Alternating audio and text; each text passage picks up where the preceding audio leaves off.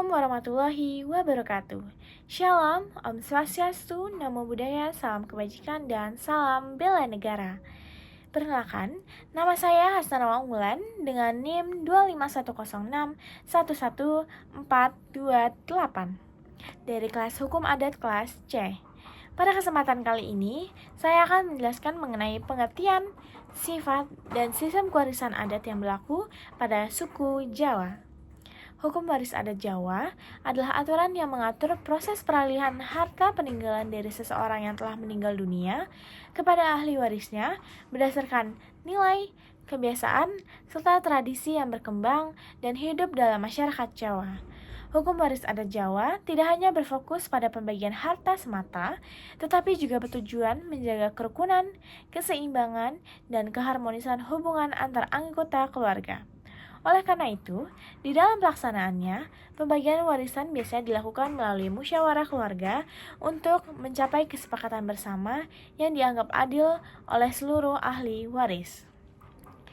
Dalam proses pembagian warisan, masyarakat Jawa umumnya mempertimbangkan berbagai aspek, seperti yang pertama, kebutuhan hidup ahli waris, tanggung jawab yang dimiliki oleh masing-masing anggota keluarga, serta kondisi ekonomi mereka. Dengan demikian, pembagian warisan tidak selalu dilakukan sama rata, tetapi disesuaikan dengan situasi dan juga kondisi yang ada agar tidak menimbulkan perselisihan di kemudian hari.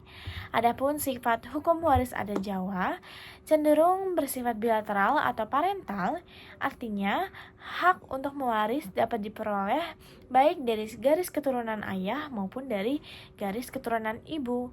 Sistem ini menunjukkan bahwa masyarakat Jawa mengakui kedua garis keturunan tersebut secara seimbang dalam hubungan kekeluargaan. Selain itu, hukum waris adat Jawa juga mengutamakan asas kekeluargaan, musyawarah, dan juga keadilan. Nilai-nilai tersebut menjadi dasar utama dalam menentukan pembagian warisan, sehingga keputusan yang diambil dapat diterima oleh seluruh anggota keluarga. Hukum waris adat Jawa juga bersifat fleksibel karena pelaksanaannya dapat menyesuaikan dengan kondisi setiap keluarganya. Tidak ada aturan yang benar-benar kaku dalam pembagian warisan selama tujuan utamanya ini tetap tercapai. Oleh sebab itu, musyawarah menjadi sarana penting dalam menyelesaikan persoalan warisan dalam masyarakat Jawa. Selanjutnya, sistem kewarisan adat Jawa ini berlaku pada suku Jawa adalah sistem kewarisan bilateral atau parental. Dan dalam sistem ini itu, baik anak laki-laki maupun anak perempuan pada dasarnya memiliki hak untuk menjadi ahli waris.